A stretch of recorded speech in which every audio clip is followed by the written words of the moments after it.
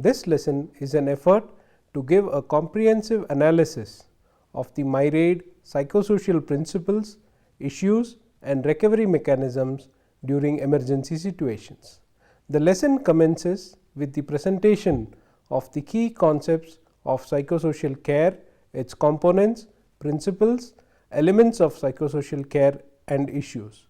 It also highlights the various phases and processes of disaster recovery and the efforts to reach long-term recovery from disasters.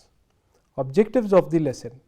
On the completion of this lesson, you should be able to 1.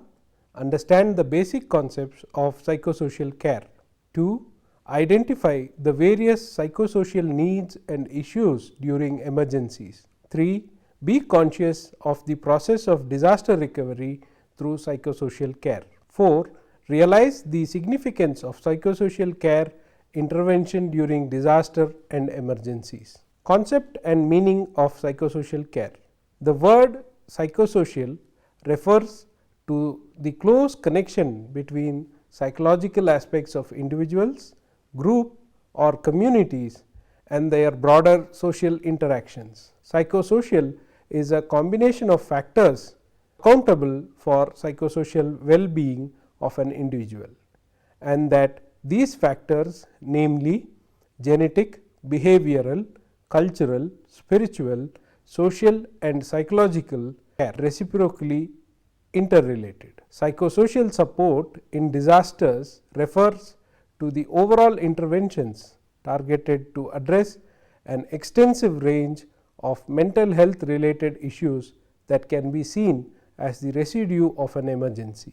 These interventions aid individuals, families and groups to reinstate social cohesion and infrastructure, at the same time maintaining worth and dignity of the individuals. Timely mental health care can prevent the higher level issues and control of stress and fear due to the disaster or any emergency conditions. The central aim of psychological support and care program is to bring the communities together through combined community activities. Psychosocial care should involve both emotional support as well as social support. However, social support can only come out of building the togetherness of the community. It can be said that psychosocial care is a combination of all this, emotional and social, and care should be sustainable. Psychosocial care involves dynamic partaking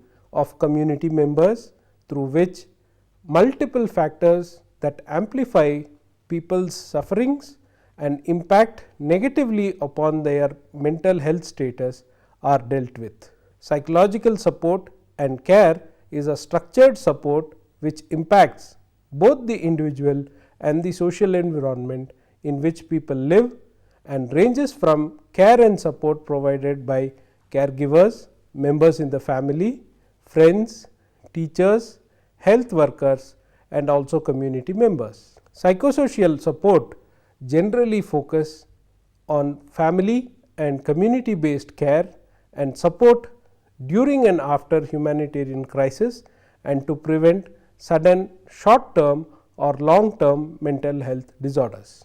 Psychosocial reflects the interrelationship between individual psychological and social factors. The care considers individuals in the background of the combined influence that psychological factors and the neighboring social milieu have on their physical and mental wellness and their ability to function.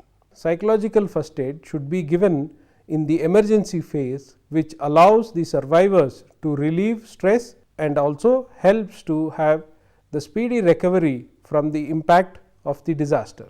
Survivors of large scale emergencies find that their lives are affected in all its varied proportions, be it physical, psychological, social and spiritual. Psychosocial care can help people and communities cope more effectively with each stage of the ensuing adjustment period and recovery process.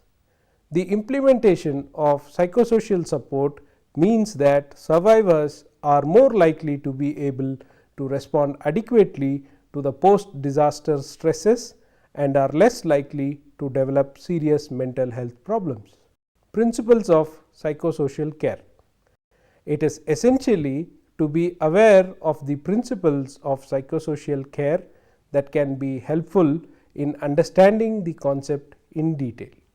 This lesson includes 7 generally accepted principles for providing psychosocial support to the disaster survivors. These principles would serve as a guidelines to discard some of the myths predominant in this field.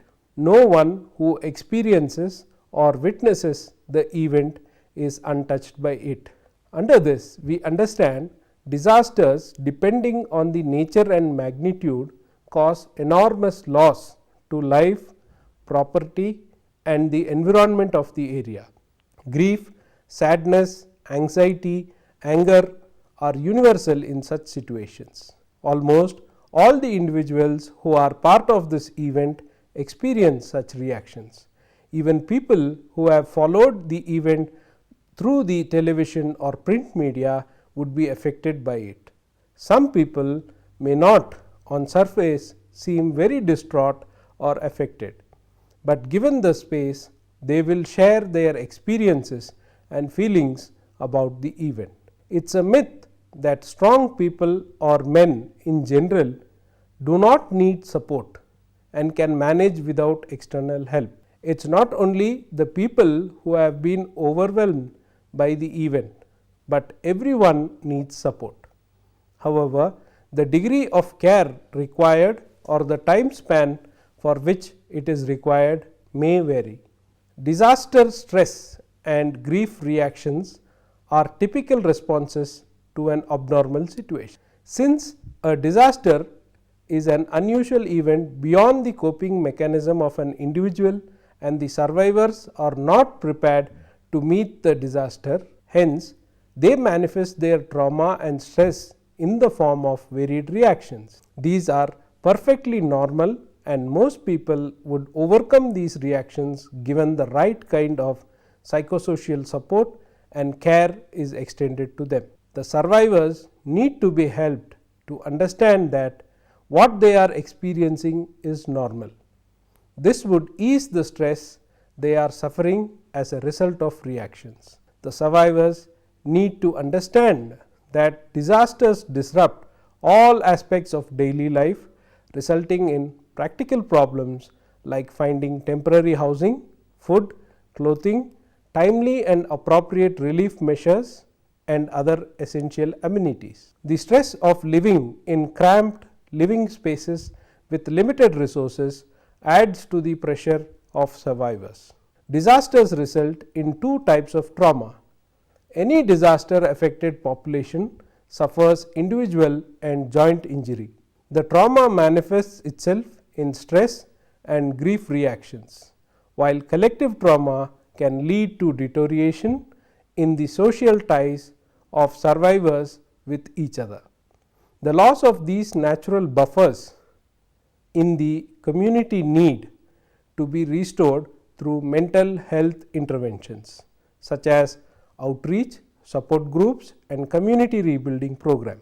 In large scale natural disasters, collective psychological trauma is much more prevalent. Disaster mental health services must be tailored to the needs of specific communities to be served. Under this principle, the mental health and psychosocial intervention should be based on the demography and characteristics of the population, the ethnic and cultural groups in the society, the place, etc. The language of the care providers may need special consideration. Intervention must be appropriate to the phase of disaster. It is of paramount importance to recognize that survivors experience varying emotional reactions in different stages of the disaster. While in the initial period, listening, supporting, ventilation, catharsis, and grief resolution are helpful. Handling frustration, anger, and disillusionment becomes essential in the later phase. Psychosocial and mental health care providers should know the phase specific needs of the survivors. A phase specific need assessment should be carried out by the caregivers working in this field. Support systems are crucial for recovery. Family is the most critical support group for individuals. Attempts should be made to keep the family together and members encouraged in getting involved in each other's recovery. Out of box thinking regarding the interventions should be preferred in individual cases rather than any pre-designed intervention. For example, the concept of Mamta Griha, the innovative project which was initiated for the orphan children after Orissa cyclone in 1999. An attitude of the caregiver should be positive and supportive. The psychosocial caregivers should approach the survivors with warmth and genuine interest, along with ensuring privacy to them. Try to break the deep rooted and culturally prevailing myths and misconceptions. These should be taken care of by the caregivers very carefully with the aim to curb them appropriately without hurting the emotions of the survivors. Use of mental health labels like neurotic, counseling, psychotic, psychotherapy, etc. needs to be avoided by the caregivers, and an active community outreach approach is required to intervene successfully in disaster situations. Psychosocial care in disaster management. A training of trainers module demands. All the above principles are explained, and it reveals that the community affected by the natural calamity needs and concerns should be addressed properly, efficiently and timely. The survivors of the disaster's rights and entitlements should consider appropriately, and the support from all corners is very crucial for recovery. The psychosocial issues seen among the survivors of disasters need to be adequately addressed. The following are the major social and psychosocial issues predominantly observed among the survivors of disasters or any emergency situation: displacement of individual, unemployment, change in marital status, single parent families, orphans, disruption in the social fabric, breakdown of the traditional forms of social systems. Psychological issues among the survivors of disasters that need to be addressed are guilt feeling of fear, shock, numbness, despair, vigilance, guilty, feeling, intrusive, memory, bereavement, post-traumatic stress disorders, etc.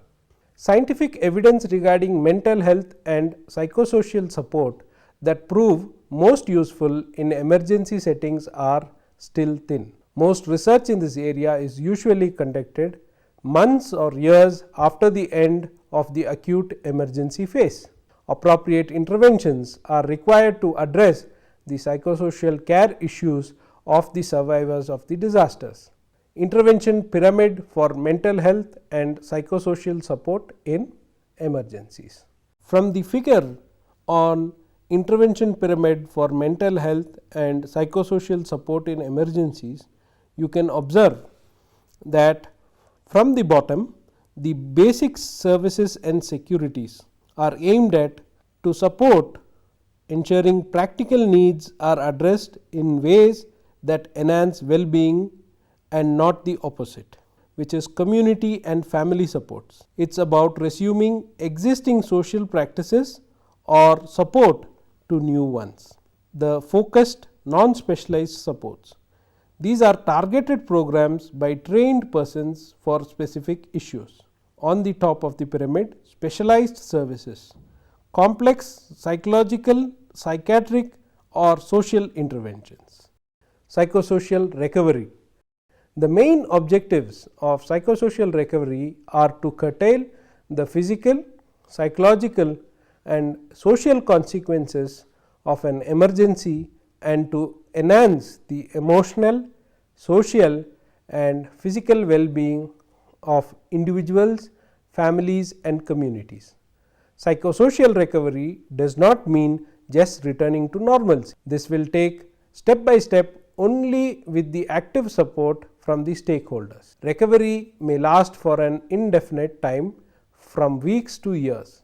The interventions need to focus on timely recovery in almost all sectors of life, which means health, livelihood, environment, etc. The intentions of psychosocial recovery processes are physical, psychological and social concerns of an emergency, enrich the emotional, social and physical health of individuals and communities by providing timely support. Other aspects of recovery process, example rebuilding, will no further damage individuals or their communities.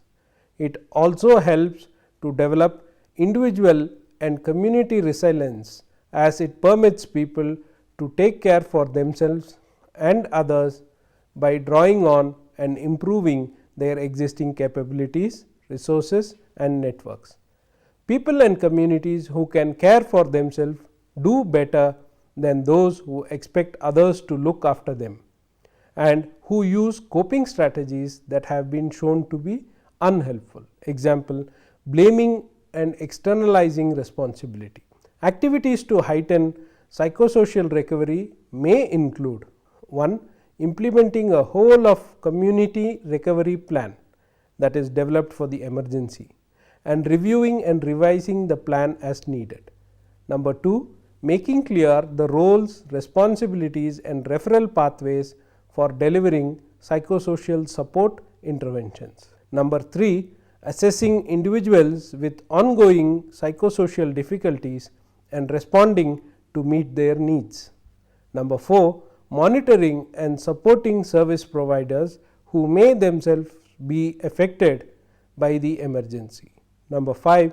Continuing to monitor psychosocial support needs in the affected population and provide those with continuing needs with long-term access to mental health care services. Number 6. Identifying and empowering social and community leaders. Number 7. Providing opportunities for or enabling communities to come together, giving work and rehabilitation opportunities for the victims of disaster. Number 8. Encouraging and enabling activities that promote self-help among individuals, families and communities. Number 9. Anticipating and planning to deal with reminders of the emergency, such as anniversaries, etc. Number 10. Evaluating and revising psychosocial recovery plans and arrangements. The guiding principles of disaster recovery includes: recovery emerges from hope. Belief in the process and reality of recovery is essential for struggling individuals to face and cope with their disease or disaster. Recovery is individual. Each person is ultimately in charge of their recovery, setting goals and creating a path to achieve them. Recovery occurs via many pathways. People recovering from substance abuse or mental disorders have different backgrounds and face unique challenges. As a result, the paths that people take toward recovery will vary from person to person. Healing is holistic. For long-term recovery to take root, a person must address every aspect of their life, from mental and physical health to income and housing, to seek support and maintaining medication if needed. Recovery is supported by peers and partners. Having peers that have experienced similar challenges and come through it provides a model for those recovery to lean on, refer to and receive support from. Recovery is supported through relationships and social network. An emotional bond with family members, friends and peers that believe in a person's ability to recover can offer the strength and determination to get through these difficult times. Recovery is culturally based and influenced. Services for improvement must consider an individual's unique cultural beliefs, values and traditions. Recovery is supported by addressing trauma. Sexual assault, domestic violence, emotional abuse and any other trauma has to be treated if recovery is to be long lasting and successful. Recovery involves individual, family and community strengths and responsibility. Each person in recovery is responsible for their own care, though families and significant others also bear a liability, especially with recovering teens or young people to support their loved ones. Communities also have a responsibility to make sure that those in recovery can live free of discrimination and have opportunities to have housing, employment and education. Recovery is based on respect. Recovering from addiction and psychiatric issues require bravery on the part of the individual. Communities and social systems that acknowledge this lessen the stigma associated with these disorders and offer people a healthier atmosphere in which they can get better. The furthermost step in the psychosocial care and recovery process is to identify that psychosocial care is essential for all of the population experiencing a disaster.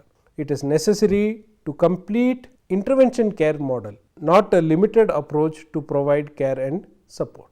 There is a need to understand that there are many aspects of psychosocial care. Just like an umbrella, there is a need to cover all the elements rather than focusing on giving emotional support alone. The summary of this lesson. The lesson provided a basic understanding of the psychosocial concept, principles and recovery aspects which are fundamental to the psychosocial care program. Moreover, the lesson gives a picture of the various social and psychological issues which are common and usual reactions in an abnormal event that needs to be addressed technically and with the consultation of multiple stakeholders. It is evident that there is a need for an all-inclusive approach to relief and care, of which psychological support forms an integral part, but not the only help of the people that require it. It is important to note that although it is not the only form of assistance that is needed, it is an essential and integral element that must inject from relief work to rehabilitation and reconstruction phases of the survivors of any disaster.